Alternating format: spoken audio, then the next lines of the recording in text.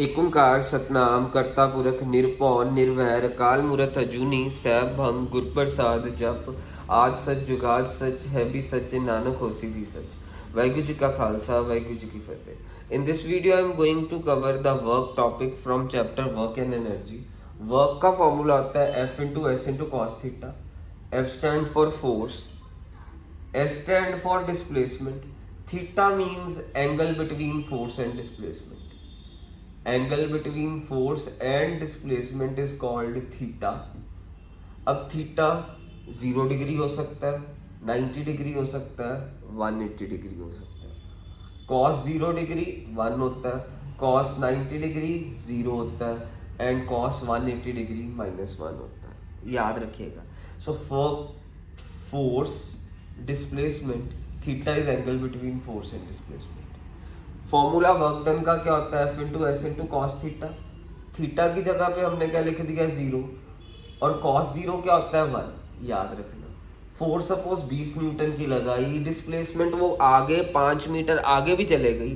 Suppose पहला situation देखिएगा क्या है, जैसे ये बंदा ए है, ए बंदे ने बी को धक्का लगाया और बी जाके नीचे गिरा। मीन्स फोर्स ए ने किधर लगाई, आगे की तरफ लगाई। डिस्प्लेसमेंट भी इसकी किस तरफ हुई थी, मीन्स फोर्स और डिस्प्लेसमेंट एक ही दिशा में हो रही है। Means angle between force and displacement 0 है, इसलिए cos 0 लिखा। मीन्स मेरे पास वर्क डन 100 जूल हो गया। उसके बाद 90 डिग्री। अब देखो कुली है, कुली के सिर पे भार पड़ा, कुली के सिर पे भार पड़ा और टेक्निकली साइंस की भाषा में कुली का वर्क डन 0 होता था। क्यों?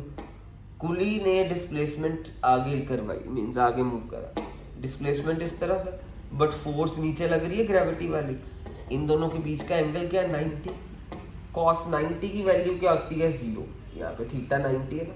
फोर्स 20 न्यूटन की लगाई कुली ने, डिस्प्लेसमेंट आगे 5 मीटर आगे गया बट कॉस 90 0, इसलिए वर्क डन 0 जूल हो गया। वर्क डन माइनस में भी जा सकता है। वर्क डन माइनस में कब जाएगा, जब हमारा थीटा 180 होगा। तो cos 180 की वैल्यू क्या होती है -1। अब जैसे टग ऑफ वॉर चल रहा है, टग ऑफ वॉर में क्या है, टग ऑफ वॉर में ये ए बंदा है और ये बी बंदा है। रस्सियों से ये ए बंदा है, ये बी बंदा है। टग ऑफ वॉर में एंगल 180 डिग्री का होता है। तब यूं जरा ध्यान से देखना, इस बंदे ने फोर्स इस तरफ लगा रहा है, रस्सी के साथ खींच रहा है ना ये बंदा रस्सी को इस तरफ, बट इस तरफ जो सा बंदा है वो इस तरफ और इसको यानी खींच के इधर ले गए। मीन्स फोर्स ये रस्सी को, यानी इन दोनों ने रस्सी को पकड़ा हुआ है। ये वाला बंदा है, ए फोर्स इस तरफ लगा रहा है पीछे की तरफ, बट ये थोड़ा कमजोर था और ये थोड़ा शक्तिशाली था। तो क्या हुआ, ये आगे की तरफ लुढ़क गया। मींस फोर्स इस तरफ है, उसकी डिस्प्लेसमेंट इस तरफ हो गई। Angle between force and displacement क्या हो गया 180। मींस इस बंदे का वर्क डन नेगेटिव हुआ और cos 180 -1 होता और ये 100 जूल आ गई। अब इस कुली वाला सिचुएशन क्या था, डिस्प्लेसमेंट इधर हो रही थी, फोर्स ड्यू टू ग्रेविटी नीचे लग रही थी, angle between force and displacement 90 था, तो मेरे पास cos 90 0 होता है, 0 हो गया था।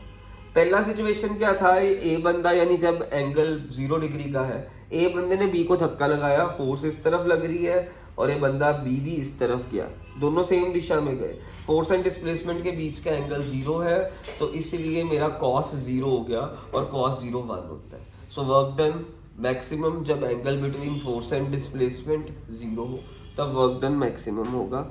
वर्क डन 0 कब होगा, जब angle between force and displacement 90 degree होगा। और वर्क डन नेगेटिव कब होगा, जब एंगल बिटवीन फोर्स ए बंदा इस तरफ लगा रहा है, बी थोड़ा शक्तिशाली है, तो बी इसको खींच के इस तरफ लेगा। मींस इस बंदे की डिस्प्लेसमेंट इस तरफ हो रही है। फोर्स और डिस्प्लेसमेंट दोनों ऑपोजिट डायरेक्शन में है, फोर्स इस तरफ है, डिस्प्लेसमेंट इस तरफ है, मींस 180 डिग्री का एंगल।